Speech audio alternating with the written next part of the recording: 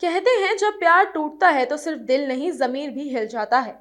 और फिल्म हक उसी टूटे रिश्ते की कहानी है जो एक औरत के हक की लड़ाई में बदल जाती है।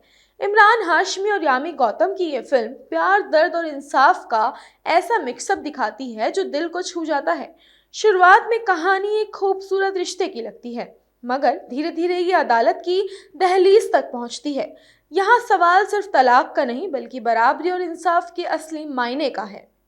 अगर आपको लगता है कि बॉलीवुड की कोर्ट रूम ड्रामे सिर्फ तर्कों और कानून की लाइनों में उलझे रहते हैं तो जरा ठहरिए, क्योंकि इमरान हाशमी और यामी गौतम की आने वाली फिल्म हक आपको एक ऐसे सच्चे किस्से में ले जाएगी जिसने कभी पूरे देश को हिला दिया था।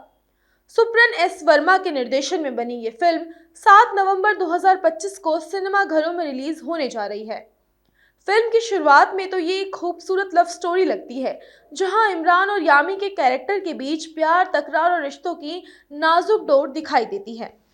लेकिन जैसे जैसे कहानी आगे बढ़ती है, वही प्यार एक ऐसे मोड़ पर पहुंचता है जहां जज्बात अदालत की चार दीवारों में कैद हो जाते हैं।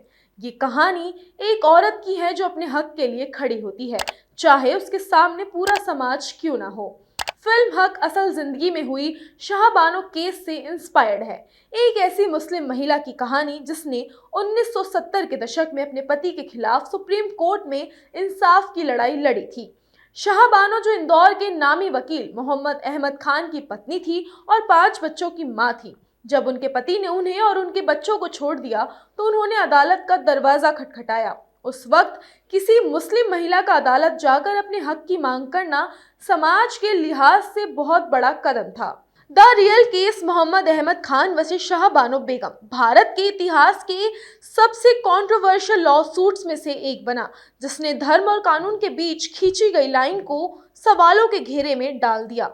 फिल्म में यामी गौतम शाजिया बानो का किरदार निभा रही हैं, जो शाहबानो से इंस्पायर्ड है, जबकि इमरान हाशमी डुअल रोल में नजर आएंगे, एक बार पति अब्बास के फॉर्म में और दूसरी बार कोर्ट में विपक्षी वकील के तौर पर। स्टोरी का ये ट्विस्ट इसे और भी इंटरेस्टिंग बनाता है, क्योंकि एक ही चेहरे के दो पहलू, प्यार करने वाला पति और कोर्ट में वही पति के खिलाफ खड़ा वकील, ऑडियंस को अंदर तक हिला देता है। फिल्म दिखाती है कि कैसे एक औरत की निजी जिंदगी में शुरू हुआ झगड़ा धीरे धीरे समाज और धर्म के बड़े मुद्दों में बदल जाता है। जब शाजिया अपने राइट्स के लिए कोर्ट में जाती है तो ये सिर्फ उसकी लड़ाई नहीं रह जाती। ये सवाल उठने लगते हैं, क्या जस्टिस सबके लिए बराबर है? क्या धर्म के नाम पर किसी के अधिकार छीन लिए जाने चाहिए? फिल्म इसी संघर्ष को बड़े ही इमोशनल और एक्साइटिंग अंदाज में दिखाती है।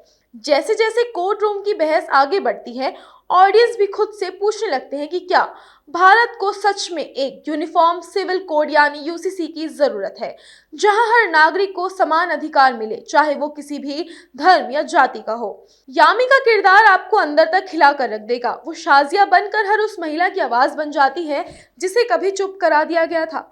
वहीं इमरान का रोल एक कॉम्प्लेक्स पर्सनैलिटी दिखाता है। एक तरफ वो प्यार करता है, दूसरी तरफ वही व्यक्ति कानून के नाम पर अपने प्यार से मुकाबला करता है। फिल्म के सीन में प्यार की नरमी और कोर्ट रूम की गर्मी दोनों हैं।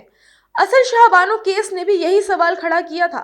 1978 में शाहबानो ने एलिमनी की मांग की थी, जो भारतीय कानून की धारा 125 के तहत हर महिला का हक है।